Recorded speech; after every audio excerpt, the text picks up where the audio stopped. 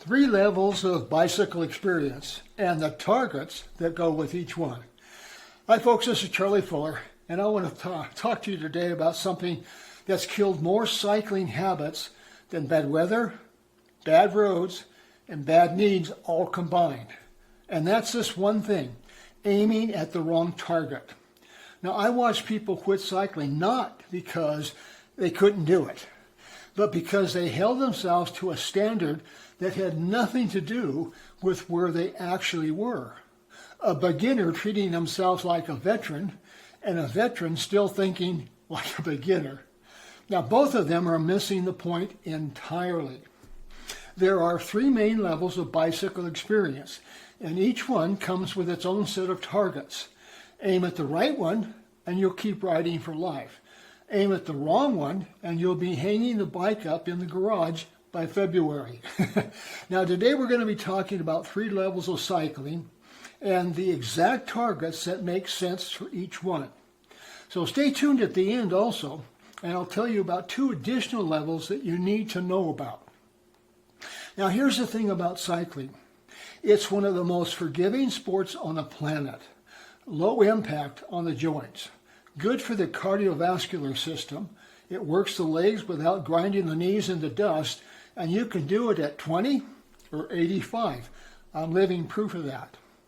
But it's also easy to get lost because there's no natural built-in structure as there is with, say, a gym class or a swim team. You show up, you get on the bike, and then what? How far? How fast? How many days? For how long? Nobody handed me an instruction manual when I started seriously. I figured it out over the years of trial and a fair amount of errors.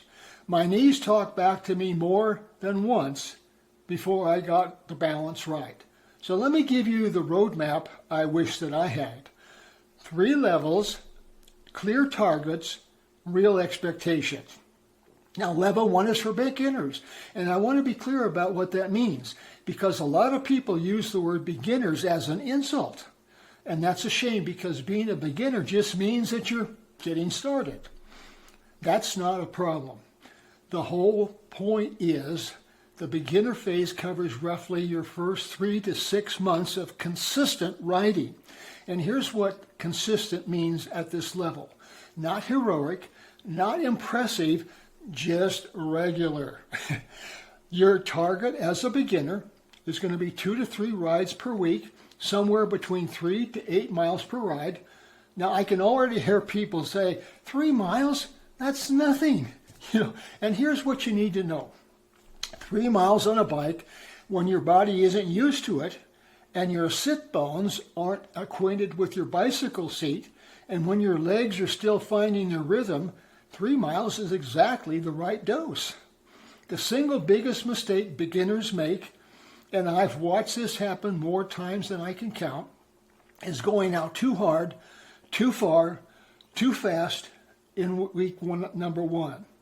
The legs feel fine while you're riding, and then you wake up the next morning and your body files a formal complaint. You skip a day to recover, and then 2. And before you know it, the bike is gathering dust in the garage, and you've convinced yourself cycling isn't for you.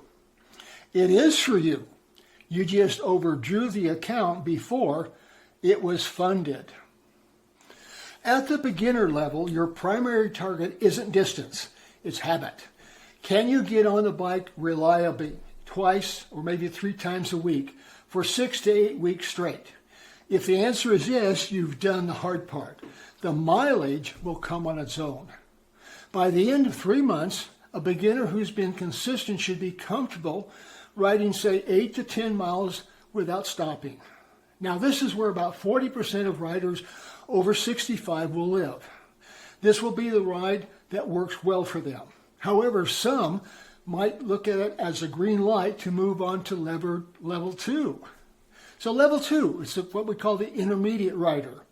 This is the most crowded level with about 50% of riders, and honestly, it's the most enjoyable stretch of the whole journey. At this stage, you've got the foundation down. You're not white-knuckling the handlebars, and you've made peace with the hills. You've found your cadence. The comfortable rhythm where your legs are moving without screaming at you. You're somewhere between 6 months and maybe 2 to 3 years in. Your targets at the intermediate level is going to be 2 to 3 rides per week, with individual rides ranging from maybe 10 to 15 miles. Weekly mileage in the neighborhood of 20 to maybe 30 miles. And here's the thing, this is also where you start paying attention to something beyond just the distance. You start caring about how you're riding, not just how far. So what's your pace? Are you pushing yourself into discomfort a couple times a week? Or are you just cruising comfortably every single ride? Because comfortable is good, but comfortable alone doesn't build fitness. Your body is remarkably good at adapting to whatever you ask of it. And if you ask the same thing, it stops improving. At the intermediate level, I'd encourage you to add maybe 1 or 2 hills per week. Not hard like punishing yourself, hard like you're genuinely working. Breathing heavier, legs pushing against something. A longer ride on the weekend and at a pace that's going to challenge you. The other thing that starts to matter at this stage is recovery. You're riding more, asking more of your body. Are you sleeping? Are you coming away sore? Maybe with a backache or maybe feeling exhausted? Are you getting enough protein? Are you giving yourself a full day's rest when your body asks for it? An intermediate rider who neglects recovery is a beginner in disguise. And by the end of the intermediate stage, a rider who's put in the work should feel genuinely strong on a 20 to 40 miles per week. That's the foundation for level 3. So let's talk about level 3. This is the experienced rider. Now, I'll be transparent with you. This is where I live. I've been here for quite a while. The experienced rider has built something beyond the years that you simply cannot shortcut. A foundation of accumulated miles. This is where maybe 5 or 10% of riders live. Your cardiovascular system has adapted. Your legs know what to do. Your body has had thousands of conversations with the bicycle, and they've reached an understanding. Targets at the experience level should be 4 to maybe 6 rides per week. Individual rides range from maybe 20 to maybe 40 miles. Weekly mileage, maybe 75 to 100 miles. Now, I ride 100 miles a week, Wednesday, Friday, and Sunday, and those are my road days. The rest of the week, I'm in the gym or doing something in my home workout. That rhythm has been mine for years, and I don't deviate much from it because it's consistent. And at this level, it's my strategy. That's my focus. But here's what separates the experienced rider from someone who's just been riding a long time. And these are not the same thing. The experienced rider rides with intention. There's a reason for each ride. A longer endurance ride, a moderate effort day, a shorter recovery spin. It's not just accumulating miles, it's building specific things with those miles. And at this level, one of your targets should be an annual challenge ride, a century, 100 miles in a single day, a supported event, something that gives you the year a shape to shoot for, a goal and something on the horizon that you are actually working towards. Now, I don't do things like halves, and I believe that having a specific target on the calendar keeps the fire lit in a way that vague intentions never quite manage.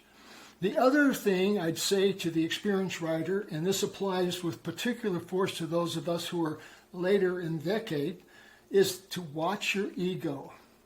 The experienced rider is one most likely to push through warning signs. A little pain that should be rested becomes a bigger problem because we don't want to admit the body is talking. Listen to it. The wisest thing an experienced cyclist can do is to know the difference between discomfort that builds and pain that breaks you. So let me bring this together.